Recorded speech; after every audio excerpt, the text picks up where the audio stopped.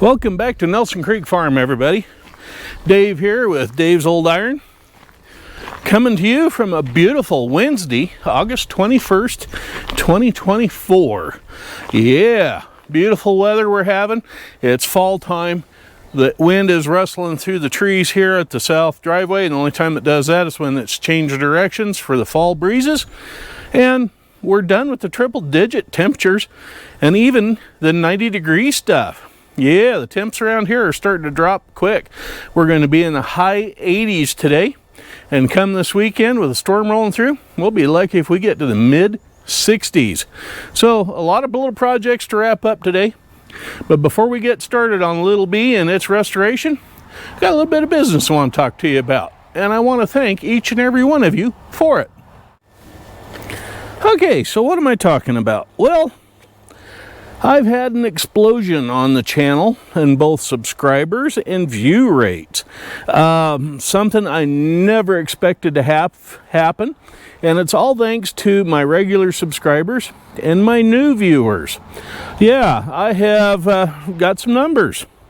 On the 9th of August, I had 696 subscribers, and I was trying to shoot for 700 by the end of the month. Well, as of the recording this morning, I'm up to 889 subscribers. That's a gain of 193 new folks. So to all you new folks out there and all you longtime followers, thank you so very, very much. I never expected to be this close to the 1,000 subscriber mark this year. I just couldn't fathom that was going to happen, especially for a channel that I got started for the grandkids so they could see what Grandpa was up to.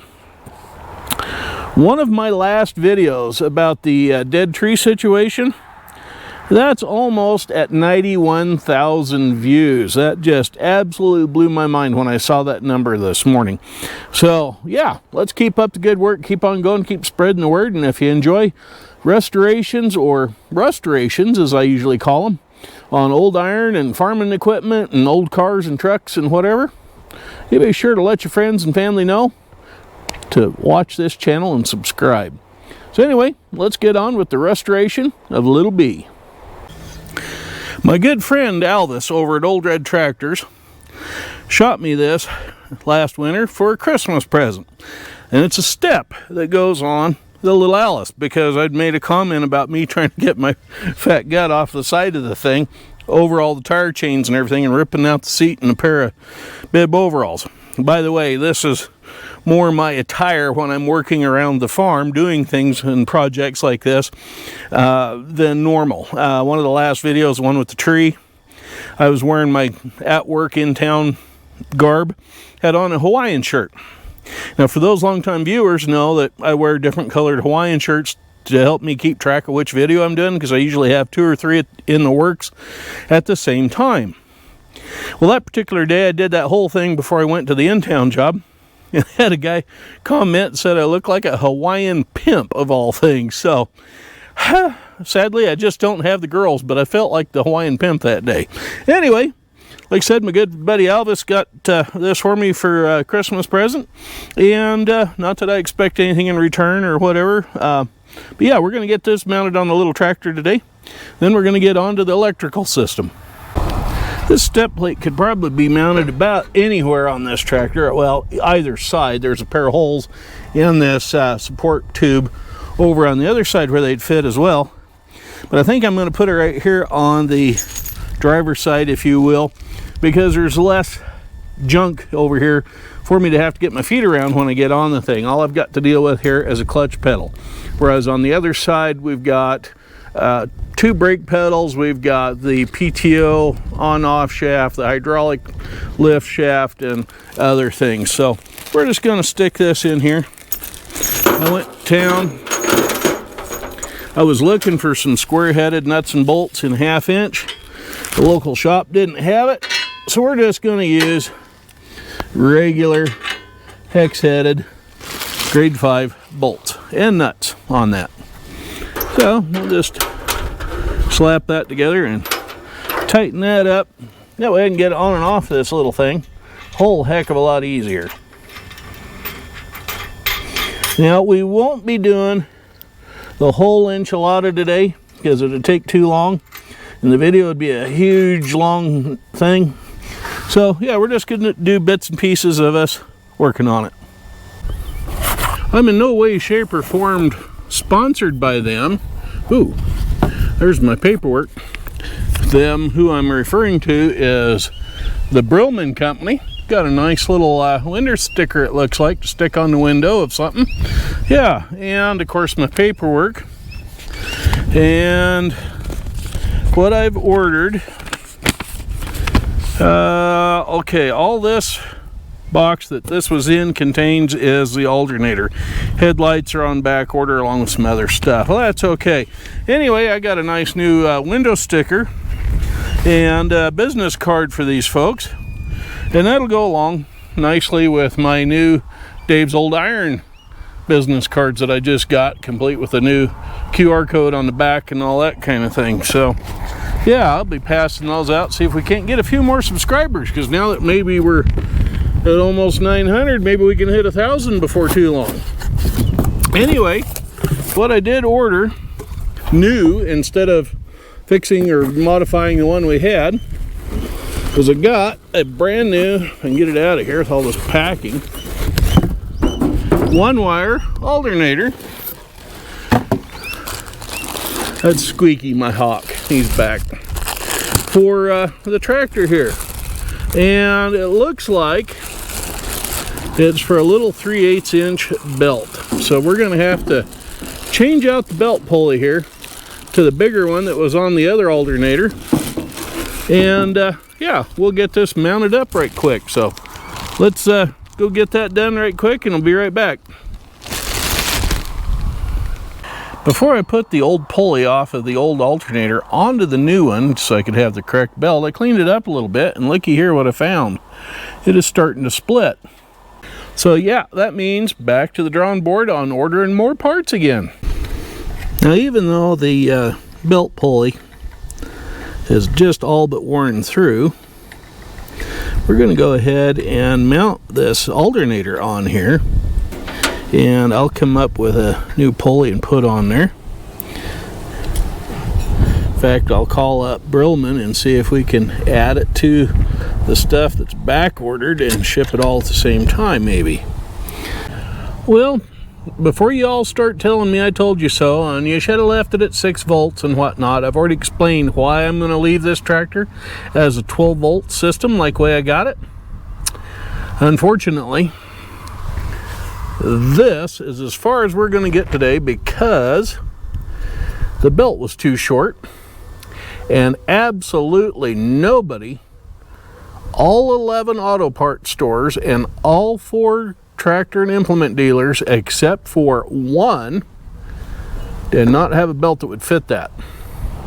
I needed it to be about 1 inch longer because as it is, it was so short. You can see where it was hitting here.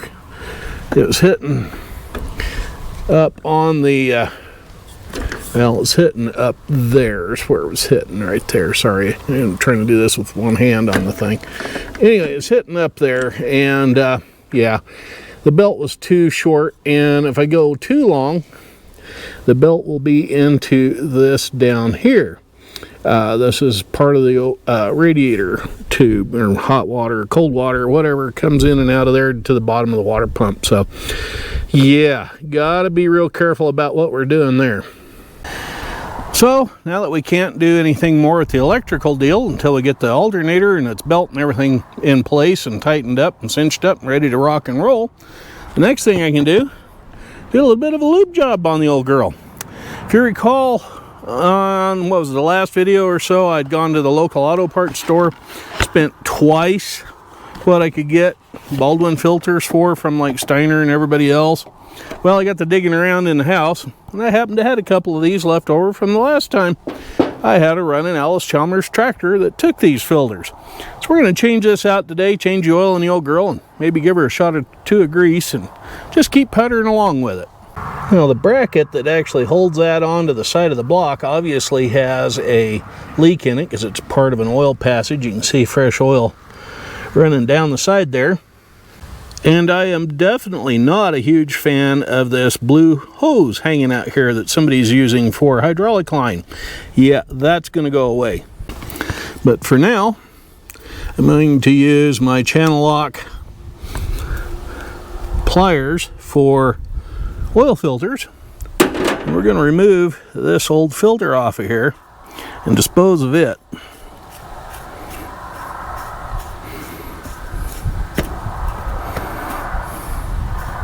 Now ideally, I should be changing this hose at this point in time.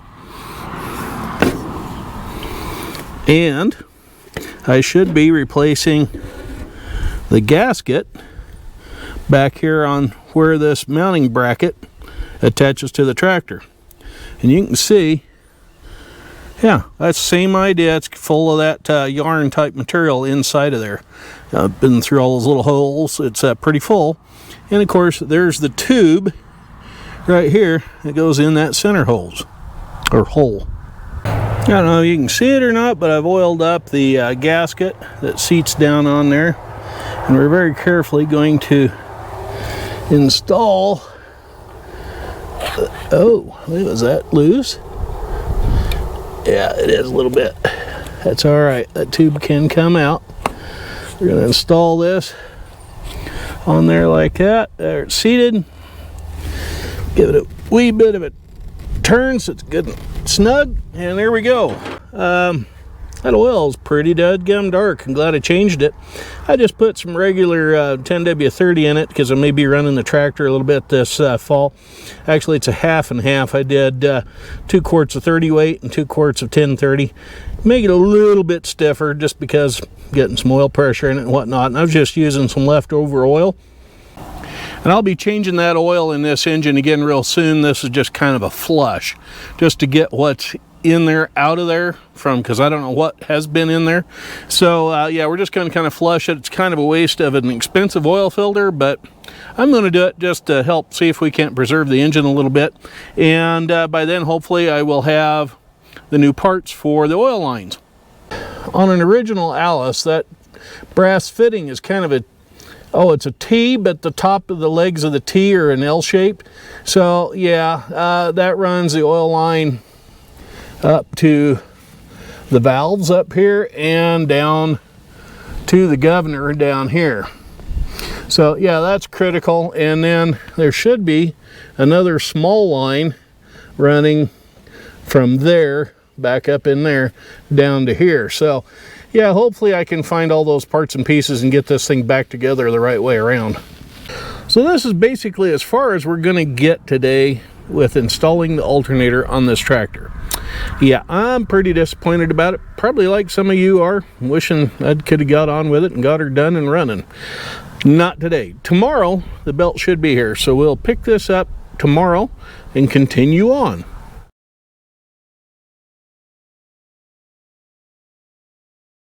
So what have I been up to this morning and late last night when I wasn't filming for you folks? Well, I'll show you. But what I did do was get that mess of chains off of one of the tires. Yeah, so the little tractor's looking a little bit better. This tire is a little bit different story though. The over center tensioners are on here, but there is no center link holding it. So it has been broken and welded. So we're going to see if we can't get everything loosened up and unhook that right there. If not, I brought out the angle grinder.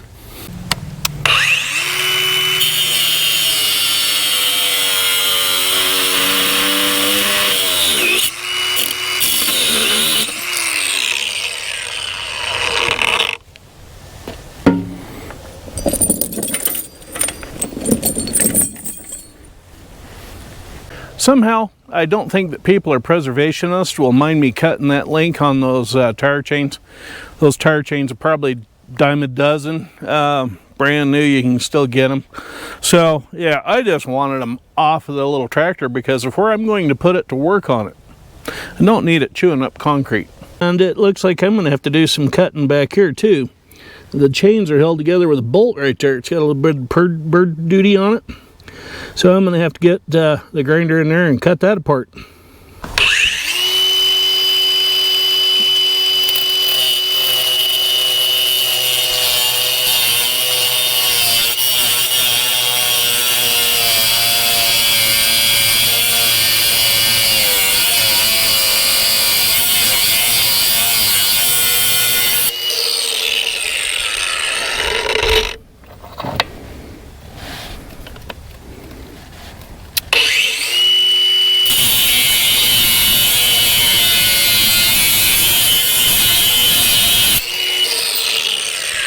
Alrighty, I got the new fan belt finally today. And we're going to see just how much longer it is. Well, maybe about that much longer. So that might be all right to get us some clearance that we need to get the alternator to get onto some tension, but yet keep the belt out of that radiator tube. I would have preferred this belt, the new belt, to have the notches in it like the old one here, so it would have gone around the smaller pulleys better. But yeah, this is all I could come up with out of 11 auto parts stores and 4 tractor and implement dealers. So we're going to go ahead and put this in, make sure it works, and hopefully it'll work. Knock on some wood. Well, there's the alternator installed. A little bit of tweaking to do. I think we're going to end up replacing the radiator hoses to get a little more clearance down here, if we can get these to come out away, that tube. The belt isn't hitting it, but it's like within a 1/16 of an inch. So yeah, we replaced a couple of radiator hoses and maybe stretch that downhill a little bit. That'll be a little better fit. So I'm going to leave this loose for the time being. It's on, it's fairly snug. Yeah, I think it'll work just fine. We're still going to replace that pulley, but when we get around to doing those radiator hoses, I might do something a little different. So what we're going to probably end up doing is pulling that cap off of the air intake, take the muffler off, all that sort of thing, remove the strap that holds the hood onto the gas tank, and pull the hood off, radiator cap off, and take this grill off. I think I have a better grill in better shape than this one, but yeah, so a little bit more work yet to do on here. Now, for those of you that are following this project and maybe have your own Alice Chalmers Model B, C, or CA, or possibly even an RC, I don't know that it'd fit an RC, but it might. I'll take a shot of the jacket or the sleeve that the new belt come on, so you know what size belt to get for your tractor. It is a Napa product, but it's actually made by Gates, and there's the number for it right there, along with, I don't know if we can get a good zoom on that barcode or not, probably not, but it's a B37. Well, the sun's starting to set now. It's getting too late to do anything much more with this little tractor right at the minute. So I appreciate you all staying with me, watching this to get this thing up and running and making it usable again. Yes, it is a running tractor. We just need to get it more functionally usable. So anyway, that's what Rustoration's about, right? So we're going to get that done here before too long. And I'd like to take a second to thank all the longtime viewers of the channel who have written in and given me comments and whatnot, and to all of the new viewers that are doing the same thing. I can't get to everybody as in a comment, but I try to get to as many of you as I can. Anyway, appreciate it. Keep it coming. And yeah, we're going to do a couple more videos here before too long. And we'll get them out there, and one of them will be this thing starting up and running and charging a battery, along with a few other things we got going on. One of the things I plan on doing is working in a little bit in the field, using one of the old tractors and testing out that cultipacker, see what it does. Anyway, we will catch up with you later. Y'all be careful out there and have a good week. I'm Dave with Dave's Old Iron. Bye-bye for now.